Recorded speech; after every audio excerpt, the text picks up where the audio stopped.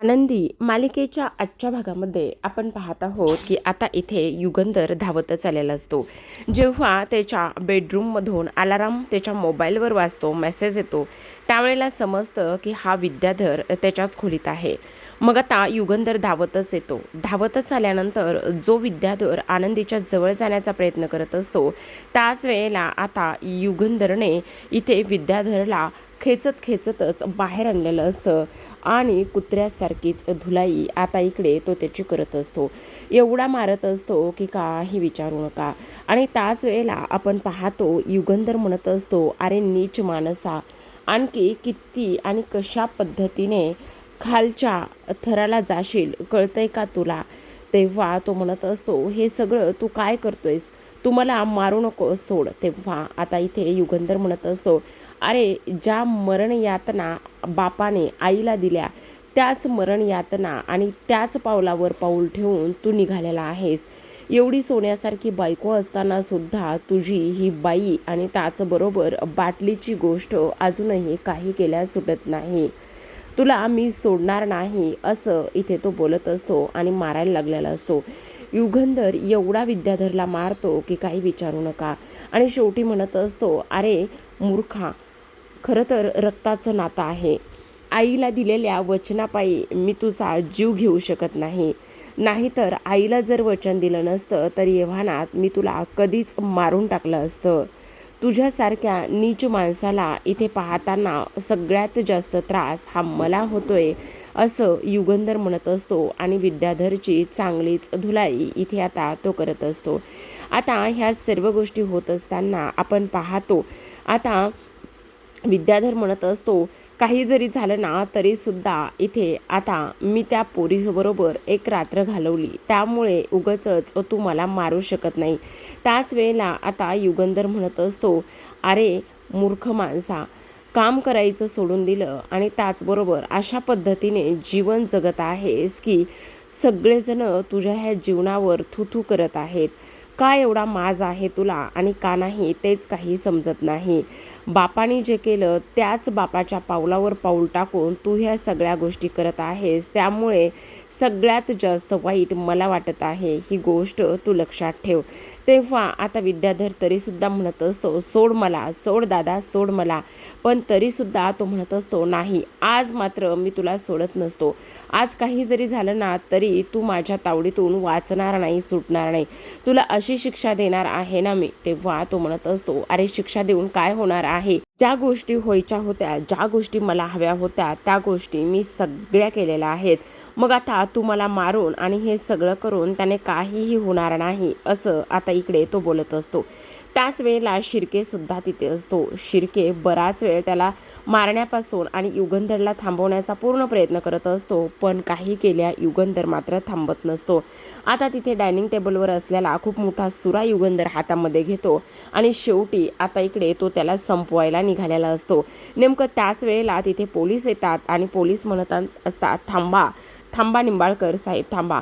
याला काय शिक्षा द्यायची आणि याचं काय करायचं ना हे आम्ही बरोबर ठरवू. तुम्ही ह्या सगळ्या गोष्टीमध्ये अजिबात पडू नका, असं सुद्धा आता इथे तो बोलत असतो.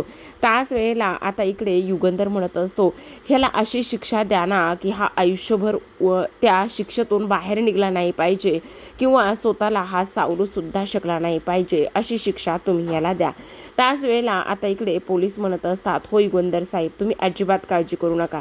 ह्याचं काय करायचं आहे ना ते आम्ही आमच्या पद्धतीने चांगलंच बघून घेऊ.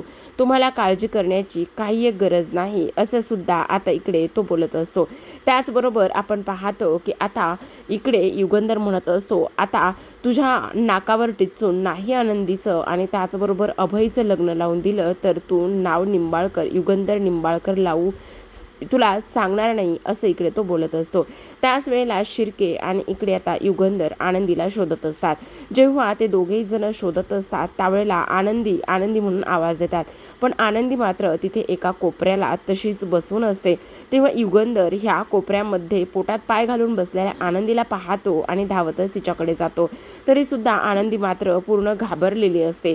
तिला आज काय करावं काय नाही ह्या गोष्टी समजत नसतात. मग आता जेव्हा युगंधर तिच्या जवळ जाऊन बसतो तेव्हा ती घाबरते. तरीसुद्धा युगंधर म्हणत असतो, आनंदी आनंदी घाबरू नको, मी युगंधर आहे, आनंदी घाबरू नको. असं म्हटल्याबरोबर आता आनंदी लगेचच युगंधरच्या हाताला घट्ट मिठी मारत असते आणि रडायला लागलेली असते.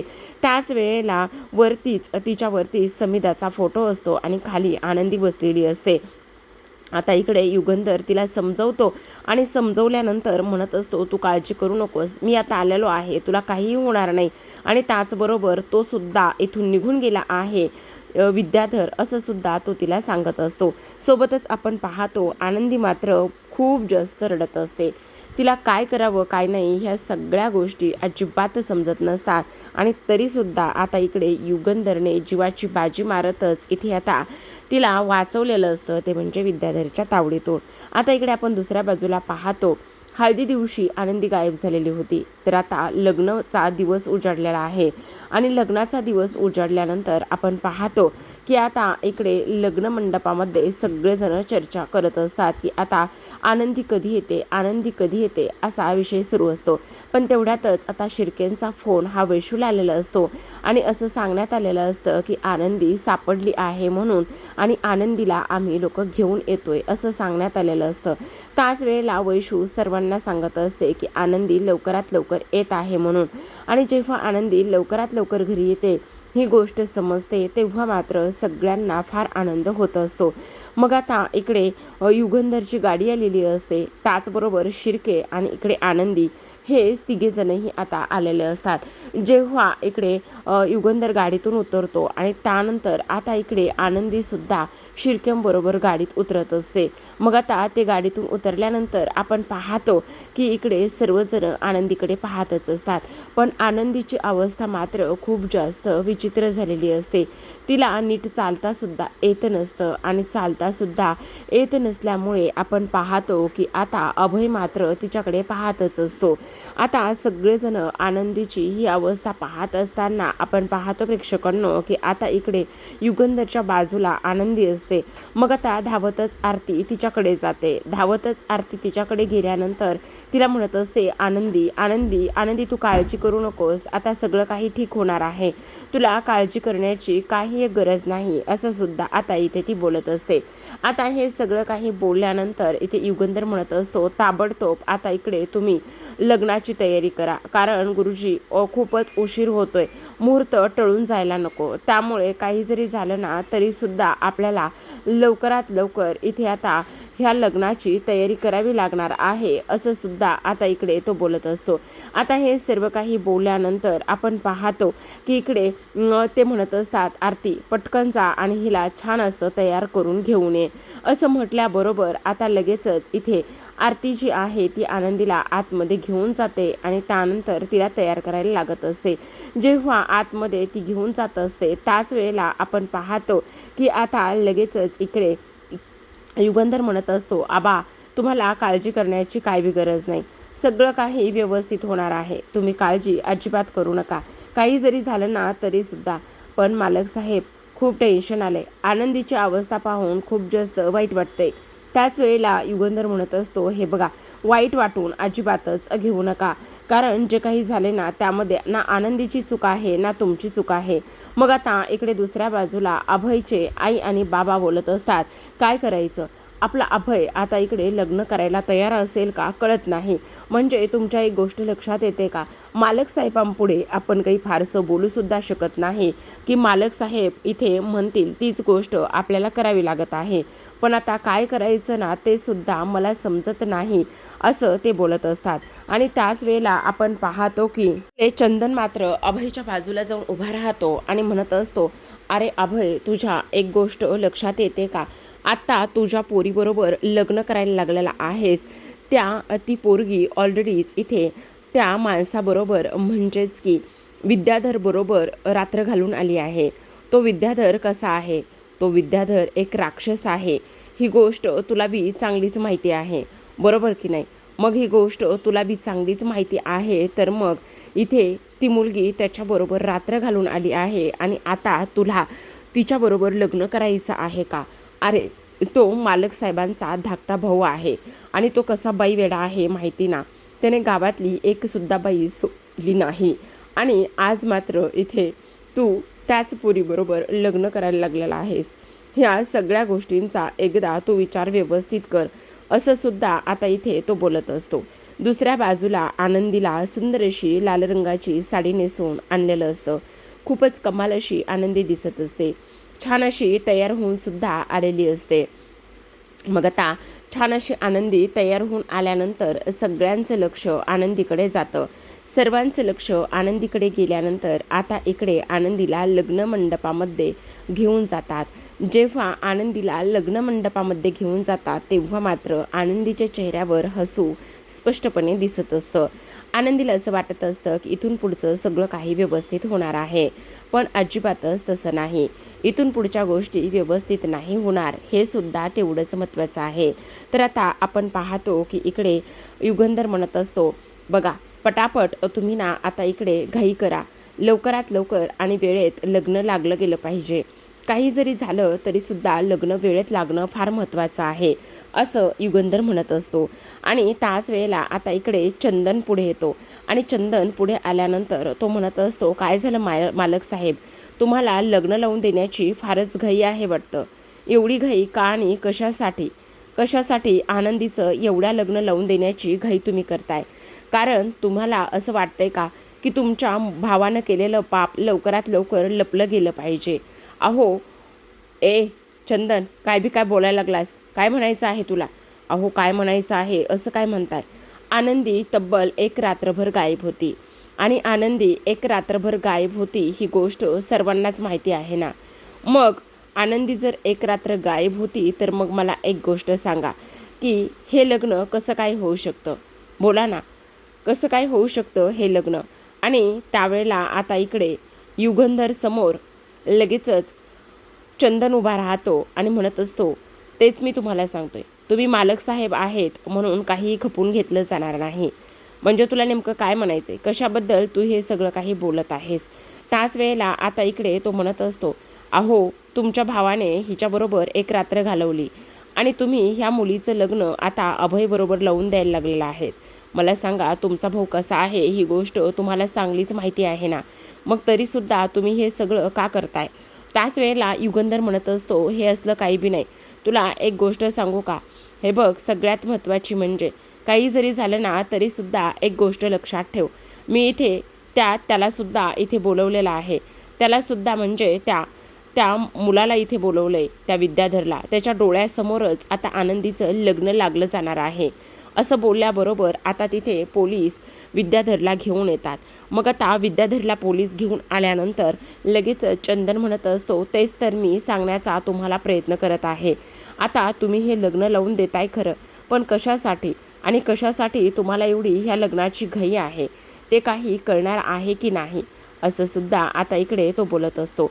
त्याच वेळेला आता इकडे युगंधर म्हणत असतो, हे असले तुझे हे जे काही मनसुबे आहेत ना ते बंद कर. कारण तू आणि त्याचबरोबर ह्या युगंधरने आणि शलाकाने मिळून काय काय करण्याचा प्रयत्न केला होता हे मला वेगळं काही सांगायची गरज नाही, समजतंय का तुला? आणि तू ह्या भानगडीत पडूसुद्धा नको. अरे तुला आता त्रास होतोय का की आनंदी सुखरूप आहे आणि त्याचबरोबर आनंदीचं लग्न होतंय ही गोष्ट तुला आता इथे पचत नाही आहे का, असं सुद्धा आता इकडे युगंधर म्हणत असतो. पण त्याच वेळेला आता इकडे विद्याधर हसायला लागत असतो आणि म्हणत असतो, काय करताय काय तुम्ही हे लग्न लावून देऊच कसं शकता? ही गोष्ट तुमच्या लक्षात येते का आणि कशामुळे तुम्ही हे लग्न लावून देत आहात? त्याचबरोबर आणखी एक गोष्ट मी सांगत आहे. अहो ही मुलगी म्हणजेच ही आनंदी एक रात्रभर माझ्यासोबत होती. एक रात्र आम्ही दोघेजण एकत्र राहिलो आहोत. मग आम्ही दोघंजण एकत्र एक रात्र घालवली आहे म्हटल्यावर तुम्ही अजूनसुद्धा इकडे तिच्यासोबत लग्न करणार आहात का? आणि त्याचबरोबर काय रे अभय, आणि ही पोरगी माझ्यासोबत एक रात्र होती. एक रात्र आम्ही दोघांनी एकत्र मिठीत घालवली आहे. आणि त्याचबरोबर आणखी एक गोष्ट, आमच्यामध्ये ते सगळं काही झालं आहे, असं तो बोलत असतो. आता हे सगळं काही बोलल्यानंतर युगंधरला राग येत असतो. युगंधरला ह्याचा इतका राग येतो की काही विचारूच नका. आता तो स्वतःला कंट्रोल करण्याचा प्रयत्न करत असतो, पण इथे मात्र तो कंटिन्यू बोलतच जात असतो. मग आता इकडे तो म्हणत असतो, अरे अभय, मला एक गोष्ट सांग, मी ज्या गोष्टीसाठी इथे हे सगळं काही करायला तयार होतो ती गोष्ट मात्र माझी तर झालेली आहे. तसंही आता मी मालक साहेबाचा धाकटा भाऊ आहे. आता तुला जर मी उष्टी पत्तरवाळी दिली तर ती घ्यायची असेल तर तू बिनधास्त घेऊ शकतोस. मला मात्र त्या सगळ्या गोष्टीमध्ये काहीही प्रॉब्लेम नाही आहे, असं आता इथे तो बोलत असतो. त्याच वेळेला आता इकडे युगंधर म्हणत असतो, काय बोलतोयस तू हे? तू जरा डोक्यावर पडलायस का? काय चाललंय तुझं हे सगळं? आणि हे सगळं काही बोलण्याची तुझी हिंमत तरी कशी झाली? हे बघ, असलं काही बोलू नकोस. आणि त्याहूनही सगळ्यात महत्त्वाची गोष्ट मी तुला सांगतोय. हे बघ, आनंदी कशी मुलगी आहे हे सर्वांना माहिती आहे. मग आता त्याच वेळेला तो म्हणत असतो, आनंदी ही कशी मुलगी आहे हे सर्वांना माहिती आहे तुम्हाला. पण तरीसुद्धा मी एक गोष्ट तुम्हाला सांगायलोय की आनंदीमध्ये आणि माझ्यामध्ये ते सगळं काही झालं आहे. मग तरीसुद्धा जर तुम्हाला ह्या मुलासोबत लग्न लावून तिचं द्यायचं असेल तर बिनधास्त द्या, मला काहीच प्रॉब्लेम नाही आहे. असं म्हटल्याबरोबर सर्वांना आता खूपच मोठा धक्का बसतो. सगळेजण आता इकडे विचार करत असतात की नेमकं हे सगळं काय चाललेलं आहे. आणि त्याचबरोबर हा विद्याधर तर कसा आहे हे सुद्धा जवळपास सगळ्यांनाच माहिती आहे. मग आता आनंदी रडायला लागलेली असते. आनंदी म्हणत असते, नाही, हा खोटं बोलतोय. याच्यामध्ये आणि माझ्यामध्ये असलं काय बी झालेलं नाही आहे. हा सरळ सरळ इथे खोटं बोलायला लागलेला आहे. याला मी नाही माफ करणार, याला मी नाही सोडणार आहे, असं इकडे आता तो बोलत असतो. त्याचबरोबर आता आपण पाहतो अभयचे वडील म्हणत असतात, अहो मालक साहेब, हे समजा काय आहे? काय करायचं आता आम्ही? आता आबा तर पूर्ण खचून जात असतात. आबांना तर काय करावं काय नाही हे कळत नाही. त्याच वेळेला युगंधर पुढे जातो आणि तेव्हा इथे आता त्या विद्याधरची लगेचच कॉलर पकडत असतो. विद्याधरची कॉलर पकडल्यानंतर म्हणत असतो, तुला तर मी जित्ता सोडत नसतो. का उगाचच त्या पोरीचं आयुष्य बर्बाद करायला लागलेला आहेस? का उगाचच हे सगळं काही बोलून या सगळ्या गोष्टी तू करायला लागलेला आहेस? कशामुळे हे सगळं करतोयस तू? हे बघ, तसलं काय बी झालेलं नाही तरीसुद्धा. तेव्हा तो म्हणत असतो, अहो, तसलं तुम्ही होता का बघायला? नाही ना. मग मी सांगतोय ते खरं आहे. आणि एक रात्र ती पोरगी माझ्याबरोबर राहिली आहे. मग मी खोटं काय बोलतोय? आता मात्र विद्याधरने पुन्हा एक त्याच्या सनकण कानाखाली वाजवलेली असते. आणि सनकण कानाखाली वाजवल्यानंतर सुद्धा मात्र तो इथे काही केल्या गप्प बसत नसतो. त्याचं तोंड हे सुरूच राहिलेलं असतं. आता हे सगळं काही बोलल्यानंतर युगंधर मात्र आनंदीला म्हणत असतो, आनंदी, तू काळजी करू नकोस, काही होणार नाही. आनंदी, ह्या नीच माणसाला आत्ताच्या आत्ता तू समोर ये आणि याच्या कानाखाली दे, असं सुद्धा आता इकडे तो बोलत असतो. त्याच वेळेला मात्र आनंदी आता इकडे पुढे येते. आणि आनंदी पुढे येत असतानाच तेवढ्यातच आता इकडे हे जे काही आबा आहेत त्या आबांचा तोल जातो आणि आबा खाली जमिनीवर पडतात. तेव्हा आता इकडे आनंदी म्हणत असते, हे बघा आबा, याच्यावर विश्वास ठेवू नका. हा काय बी बोलायला आहे. ह्याचं एकही वाक्य आणि एकही भाषण, कुठलाही शब्द खरा नाही आबा, असं सुद्धा आता इकडे ती बोलत असते. हा फक्त आणि फक्त इथे खोटं बोलतोय. हा कसा राक्षस आहे तुम्हाला माहिती ना आबा. तुम्ही माझ्यावर विश्वास ठेवा, काहीही तसलं झालेलं नाही, असं सुद्धा आता इथे ती आबांना सांगत असते. आणि त्याच वेळेला आता इकडे चंदन म्हणत असतो, अरे असं कसं? मला सांगा, तुम्ही सगळ्यांना गावकऱ्यांना माझा एक प्रश्न आहे. जेव्हा आनंदी इथे लग्नमंडपामध्ये आली होती तेव्हा आनंदीची अवस्था कशी होती हे तुम्ही सर्वांनी पाहिलं आहे. तुम्हाला माहिती ना, तिला धड नीट चालतासुद्धा येत नव्हतं. ह्या सगळ्या गोष्टी तुम्ही पाहिलेल्या आहेत ना. मग तरीसुद्धा तुम्ही इकडे कसा काय ह्या आनंदीवर विश्वास ठेवताय? तेव्हा मात्र आनंदी आता इकडे सर्वांसमोर हात जोडत असते. आणि सर्वांसमोर हात जोडून ती म्हणत असते, हे बघा, ह्या माणसावर तुम्ही कोणी बी विश्वास ठेवू नका. हा माणूस सरळ सरळ इथे खोटं बोलायला आहे. याच्यामध्ये आणि माझ्यामध्ये काय बी झालं नाही आहे. हा फक्त मला बदनाम करण्याचा प्रयत्न करायला लागलेला आहे. त्याच वेळेला आता इकडे युगंधर म्हणत असतो, अगं आनंदी, का खोटं बोलायलीस? का उगाचच ह्या सगळ्या गोष्टीत? या सगळ्या गोष्टी करून काय सिद्ध होणार आहे? हे बघ, ज्या गोष्टी व्हायच्या होत्या त्या गोष्टी झालेल्या आहेत. आता काय बी होणार नाही आहे. का असं वागतेस? काय ह्या सगळ्या गोष्टी अशा पद्धतीने करतेस?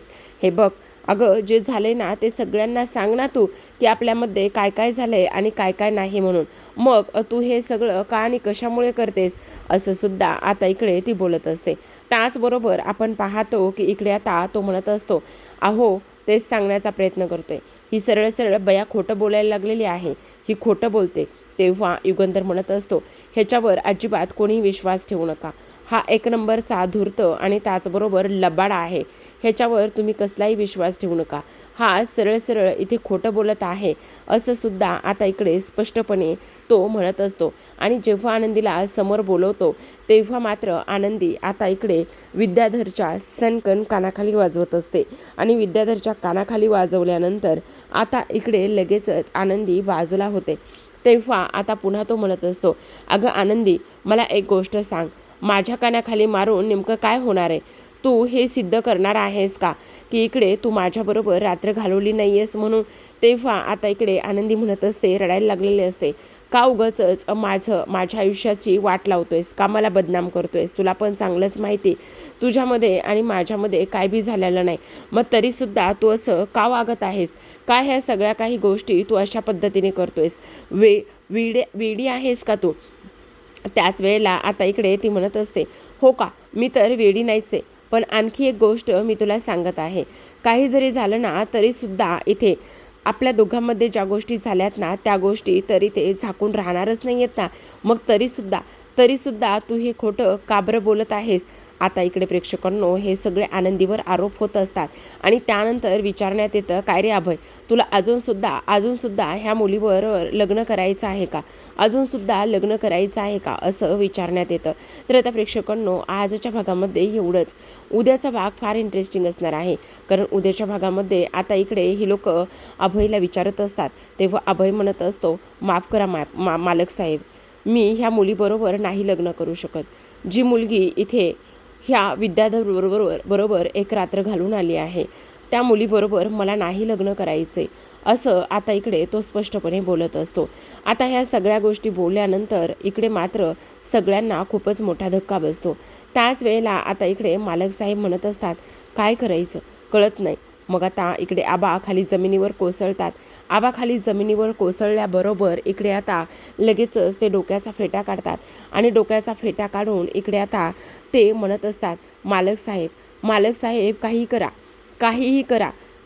करा पण पाया पडतो, मी तुमच्या पाया पडतो, काहीही करा, पण मला वाचवा तुम्ही मालक साहेब, मला वाचवा. आमची इज्जत आणि आमचं हे सगळं काही आता तुमच्याच हातामध्ये आहे असं सुद्धा आता इकडे आबासाहेब युगंधर समोर उभे राहिलेले असतात. आता माझ्या पोरीबरोबर कोण लग्न करेल? आता काय होईल माझ्या पोरीचं? असं सुद्धा आता इकडे ते बोलत असतात. हे सर्व काही बोलल्यानंतर आपण पाहतो की आता लगेचच इकडे युगंधर सर्वांसमोर जातो. युगंधर सर्वांसमोर गेल्यानंतर आपण पाहतो की आता लगेचच तो म्हणत असतो, मी लगीन करायला ह्या पोरीबरोबर तयार आहे. काही जरी झालं तरीसुद्धा मी लगीन करील ह्या पोरीबरोबर. आजपासून ही सौ आनंदी युगंधर निंबाळकर झाली आहे असं युगंधर म्हणत असतो. आता तेव्हा रडणारी आनंदी युगंधरकडे पाहते. तर आता प्रेक्षकांनो आनंदी आणि युगंधरच्या नात्याचा हा प्रवास तुम्हाला पाहायला आवडेल का? नक्कीच कमेंट करून सांगा. भेटूयात उद्याच्या भागात. तोपर्यंत धन्यवाद.